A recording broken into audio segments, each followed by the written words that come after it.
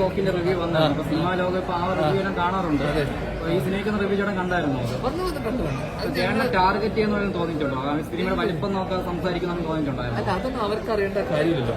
അപ്പൊ എനിക്ക് തോന്നിയിട്ടുള്ള കാര്യം എന്ന് വെച്ച് കഴിഞ്ഞാൽ ഇപ്പൊ നമ്മളിൽ നിന്ന് പ്രത്യേകിച്ച് ഇപ്പൊ ഞാൻ കഴിഞ്ഞ കുറച്ച് സിനിമകളൊക്കെ കഴിഞ്ഞ കുറേയധികം സിനിമ അവസാനം ഓടി എനിക്ക് തോന്നുന്നു വർഷങ്ങൾക്ക് ശേഷമാണ് തിയേറ്ററിലേക്ക് ഓടിയത്. പക്ഷെ നമുക്ക് കമേഴ്ഷ്യലി വയബിൾ ആയ സിനിമകളുണ്ട്. മലയാളി ഫ്രം ഇന്ത്യ തിയേറ്ററിൽ ഓടിയില്ലെങ്കിൽ പോലും നമുക്ക് ബിസിനസ് വൈസ് വയബിളായി.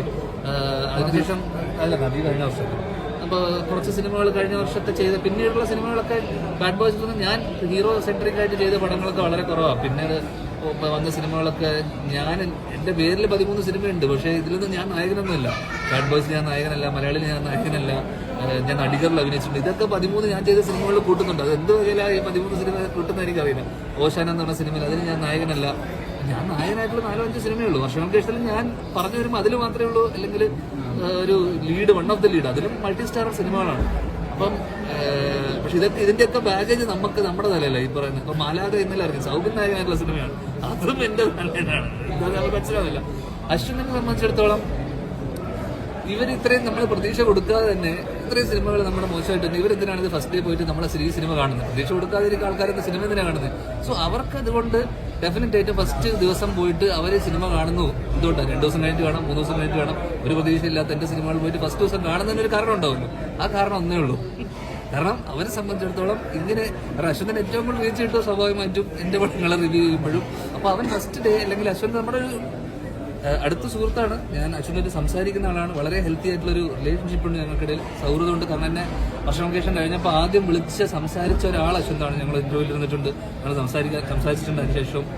അപ്പൊ ആ രീതിയിൽ അശ്വന്തിനെ സംബന്ധിച്ചിടത്തോളം എനിക്ക് തോന്നുന്നു ഇതും അവരെ സംബന്ധിച്ചിടത്തോളം ഇതൊരു റവന്യൂ ജനറേറ്റ് ചെയ്യുന്ന ഒരു മേഖലയാണ് അവർക്ക്. സോ അവരുടെ റിവ്യൂസിനെ സംബന്ധിച്ചിടത്തോളം ഫസ്റ്റ് ഡേ എന്റെ സിനിമ ഒരു പ്രതീക്ഷയില്ലാത്ത എന്റെ സിനിമ പോയി കാണണമെങ്കിൽ അതിന് ഒറ്റ ഉദ്ദേശമേ ഉള്ളൂ. അത് ഒറ്റ ഉദ്ദേശം എന്ന് പറയുന്നത് അവർക്ക് കൃത്യമായിട്ടുള്ള ഒരു ഇതുണ്ട്. ആ അജണ്ട ഒന്നുമല്ല.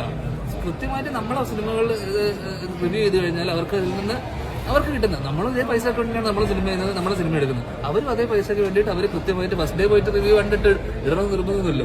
കാരണം രാവിലെ ഒരു റിവ്യൂ വരുന്നു, 2 റിവ്യൂ വരുന്നു, 3ാമത്തെ റിവ്യൂ വരുമ്പോൾ അശ്വിന് സ്വാഭാവികമായിട്ടും അതിന്റെ മുകളിൽ ഒരു സാധനം പറഞ്ഞാൽ മാത്രമേ അശ്വിന് അതിനായിട്ടുള്ള ഒരു ഇതുണ്ടാവുള്ളൂ. അപ്പൊ പുള്ളിയുടെ അത് എന്താ പറയണ്ടത്, അത് പുള്ളിയുടെ എത്തിക്സും പുള്ളിയുടെ പരിപാടി കാര്യങ്ങൾ അതിൽ നമുക്ക് യാതൊരു പരാതിയോ ഇതുമില്ല. കാരണം അവരവരുടെ അഭിപ്രായം പേഴ്സണൽ അഭിപ്രായങ്ങളാണ്. ഇതൊക്കെ വളരെ പേഴ്സണൽ ആയിട്ടുള്ള അഭിപ്രായങ്ങളാണ്. അപ്പൊ ഞാൻ പറഞ്ഞത് ഇത് ഇൻഫ്ലുവൻസ് ചെയ്യുന്നുണ്ടോ എന്ന് ചോദിച്ചാൽ ഒരു പരിധി വരെ. പക്ഷേ പിന്നെ ഓർഗാനിക് ആയിട്ടൊരു ഓഡിയൻസ് വരും. കാരണം നമ്മളിപ്പോ ഞാൻ വിചാരിച്ചു ഫസ്റ്റ് ഡേ ഇങ്ങനത്തെ നെഗറ്റീവ്സും പരിപാടിയൊക്കെ വന്നുകൊട്ടെ. കാരണം അവരൊക്കെ ഇപ്പൊ ക്രിട്ടിക്സ് ആയി എന്ന് വെച്ചാൽ ഇവിടെ സിനിമ ക്രിട്ടിക്കായി. അപ്പൊ ക്രിട്ടിക്കിനെ കൺവിൻസ് ചെയ്ത്, കാരണം വലിയ സിനിമകൾ പല ടൈപ്പ് ഓഫ് സിനിമകളും ഇത് വളരെ കുഞ്ഞു സിനിമയല്ലേ. അപ്പൊ അത്തരത്തിൽ എല്ലാ ടൈപ്പ് ഓഫ് സിനിമകൾ വരുമ്പോൾ ഒരു വലിയ നല്ല ഭയങ്കര സോളിഡ് ഒരു സിനിമ ഓഫീസർ ഓൺ ഡ്യൂട്ടി കഴിഞ്ഞിട്ട് വരുമ്പോൾ ഇത് കാണുമ്പോൾ ഇതൊന്നും തോന്നില്ല നമുക്ക്. കാരണം ഇത് ആ രീതിയിൽ വളരെ സ്കെയിൽ കുറഞ്ഞിട്ട് ചെറിയ സിനിമയാണ്. അപ്പൊ അങ്ങനെ ഒരു ഭയങ്കര മെറിറ്റുള്ള ഒരു സിനിമ, ക്വാളിറ്റി സിനിമ കണ്ടിട്ട് പെട്ടെന്ന് ഇങ്ങനെ സിനിമ കാണുമ്പോൾ ഇതെന്ത് സിനിമയെന്ന് തോന്നിപ്പോകും. കാരണം അങ്ങനെ തിയേറ്ററിൽ എക്സ്പീരിയൻസ് ചെയ്യുന്ന സിനിമയല്ല. പക്ഷെ വളരെ സാധാരണക്കാരായിട്ടുള്ള വളരെ ലൈറ്റ് ഹാർട്ടഡ് ആയിട്ട് ആ സിനിമയെ ആസ്വദിച്ച് ഇത്ര സീരിയസ് ആയിട്ട് സിനിമയെ അപ്രോച്ച് ചെയ്യുമ്പോഴാണ് ആൾക്കാർക്ക് ഇഷ്ടപ്പെടാതെ വരുന്നത്. ആ രീതിയിൽ സിനിമയെ കാണുന്നവർക്ക് ഒരിക്കലും ഇഷ്ടപ്പെടില്ല ഈ സിനിമ. ആ രീതിയിൽ കാണാതെ വലിയ ഇൻഹിബിഷൻ ഒന്നും ഇല്ലാതെ പോയി സിനിമയെ ആസ്വാദനത്തോടെ കാണാൻ ആഗ്രഹിക്കുന്നവർക്ക് ഇത് ഓക്കെ സിനിമയായിട്ട് എനിക്ക് ഫീൽ ചെയ്തു. ബിക്കോസ് നമുക്ക് അത്രയും പോസിറ്റീവ് കുറെ സ്ഥാനത്ത് നിന്ന് വന്നതോടുകൂടിയാണ് ഞാൻ ഇങ്ങോട്ട് തിരുവനന്തപുരത്ത് സിനിമ കാണാൻ. അല്ലെങ്കിൽ നമ്മളൊരു സാധനം പോയി കഴിഞ്ഞാൽ നമ്മൾ ഒരിക്കലും പിന്നെ അയറിലോട്ട് പോകില്ല. പക്ഷെ എന്നാൽ പോലും അത്യാവശ്യം തിരക്കേടില്ലാത്ത പിന്നീട് ഈ കഴിഞ്ഞ എല്ലാ ദിവസവും ഇന്നും ഇന്നലെയൊക്കെ ആയിട്ട് നമുക്ക് വന്ന റിവ്യൂസ് പിന്നീട് പോസിറ്റീവായി തുടങ്ങിയതുകൊണ്ട് വന്നു. പിന്നെ അവരുടെയൊക്കെ അഭിപ്രായങ്ങൾ അവരുടെ പേഴ്സണൽ അഭിപ്രായങ്ങളായിട്ട് ഇപ്പോൾ ബാക്കിയുള്ള അവരൊക്കെ നമുക്ക് പറഞ്ഞു കഴിഞ്ഞാൽ അവര് നമ്മുടെ അറിയാവുന്ന ആൾക്കാരാണ്, നമ്മളായിട്ട് ബന്ധമുള്ള ആൾക്കാരാണ്. പക്ഷെ അത് സ്ട്രിക്ട്ലി പേഴ്സണൽ അല്ലേ ഒരു ഇത്. പ്രത്യേക ഫാൻ ബോയ് ആണെന്ന് എന്താണ് പ്രതീക്ഷ? അതിന്റെ വലിയ പ്രതീക്ഷ തീർച്ചയായിട്ടും എല്ലാവർക്കും പ്രതീക്ഷയില്ല. നമ്മുടെ അജോട്ടൻ ഫാൻ ഓൾവേസ് പ്രതീക്ഷയാണോ? പിന്നെ ആർക്കാ പ്രതീക്ഷയില്ല? ഇവിടെ മലയാളത്തിൽ ഏറ്റവും പ്രതീക്ഷയുള്ള സിനിമ തന്നെ. സിനിമയിലെ വയലൻസ് ജനങ്ങളെ സ്വാധീനിക്കുന്നത് പറയുന്നത് ഇപ്പൊ മാർക്കോ പാണിപോൾ സിനിമകളൊക്കെ പറയുന്നത്.